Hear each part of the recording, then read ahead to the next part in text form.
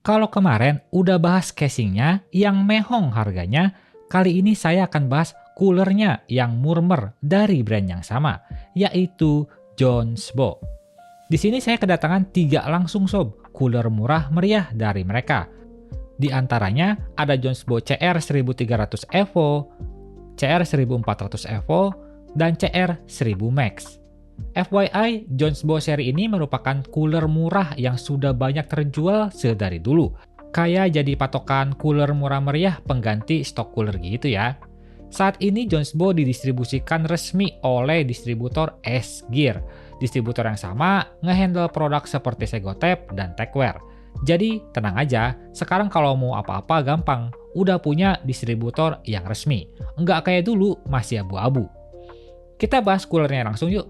Mulai dari yang termurah dulu, si CR1300 Evo.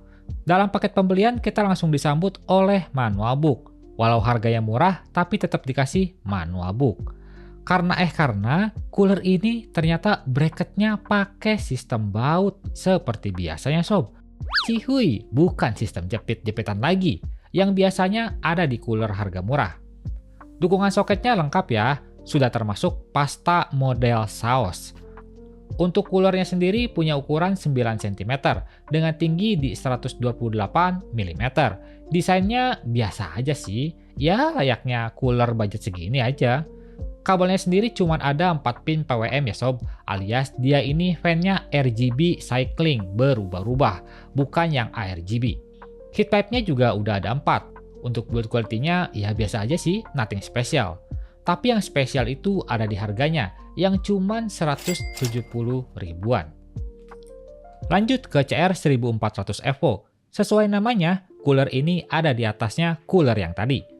Dalam box kita dapat manual book lagi. Lalu ada bracket-bracket yang sama lengkapnya. Sudah selayaknya cooler masa kini sih. Yang ini packagingnya agak sedikit berbeda ya, full busa gitu. Dan saya pegang-pegang juga, wah, build quality-nya sedikit berbeda nih dengan yang tadi. Yang ini lebih halus dan lebih berbobot. Buat heat pipe-nya sendiri masih sama, ada 4 buah. Ukurannya juga sama sob, di 9 cm, tapi tingginya 2 mm lebih tinggi, yaitu di 130 mm. Perbedaan lainnya tentu ada pada fan-nya ya, yang ini sudah ARGB 3 pin daisy chain. Pastinya PWM 4 pin juga ada. ARGB-nya itu nyala di bagian fan dan cover atas heatsinknya. Jadi logo Jonsbo-nya ini nanti ikutan nyala.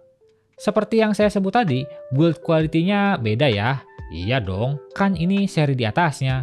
Beratnya sendiri kalau CR1300 itu di sekitar 280 graman.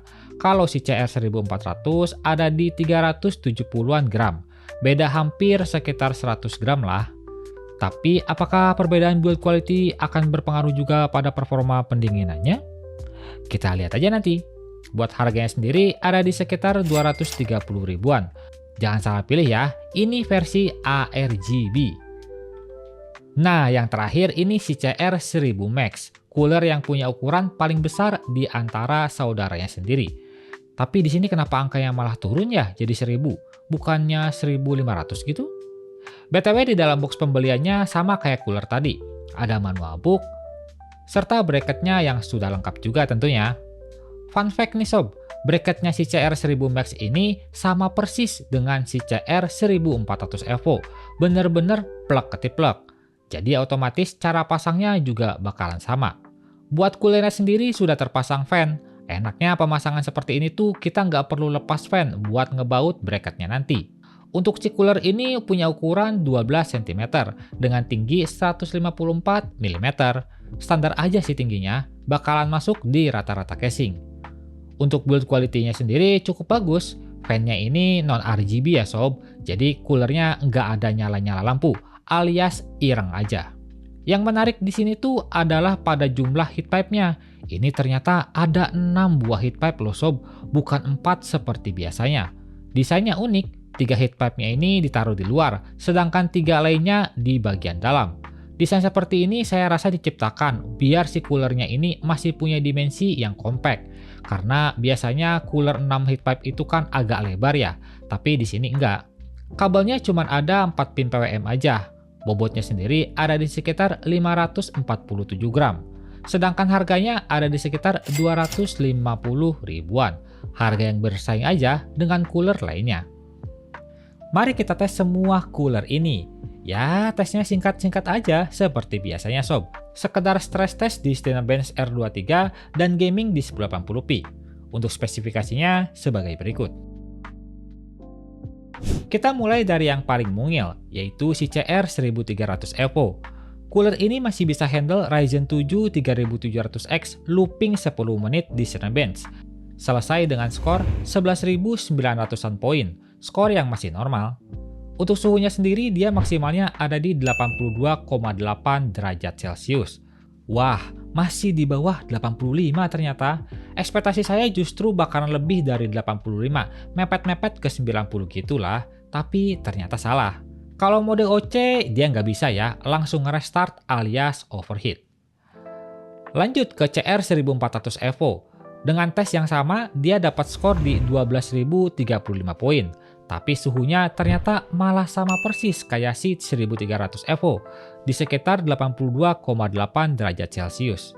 Agak aneh ya, padahal build quality-nya beda, tapi bisa dapat suhu yang sama. Ya, walaupun jumlah poinnya 1000 lebih besar si cooler ini.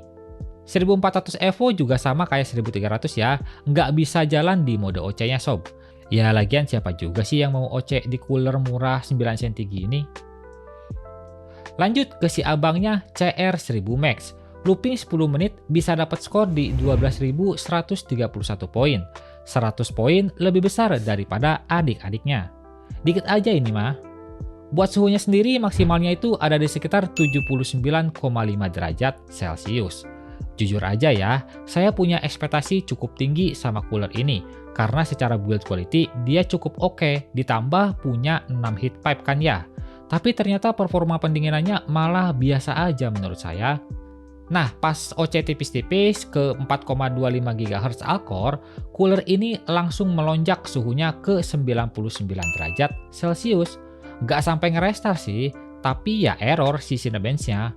Ini adalah screenshot beberapa saat sebelum errornya terjadi. Saya sudah looping berkali-kali tapi tetap error.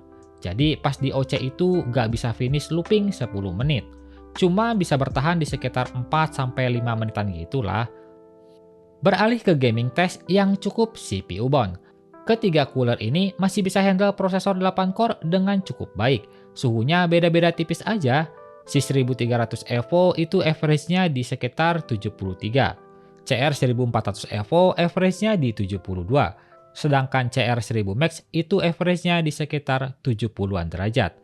Perbedaannya cuma sekitar 1-2 derajat aja sih, nggak begitu signifikan. Kesimpulannya buat ketiga cooler ini, udah bagus dan bersaing dengan cooler lain. Jujur boleh bilang saya paling suka sama si 1300 Evo-nya ini. Punya harga paling murah dan ternyata performanya itu nggak semurah harganya, alias bisa diandelin banget buat handle si Ryzen 7 3700X. Apalagi kalau prosesornya standar aja, macam Core i3 atau Ryzen 5. Itu mah udah pasti aman banget lah.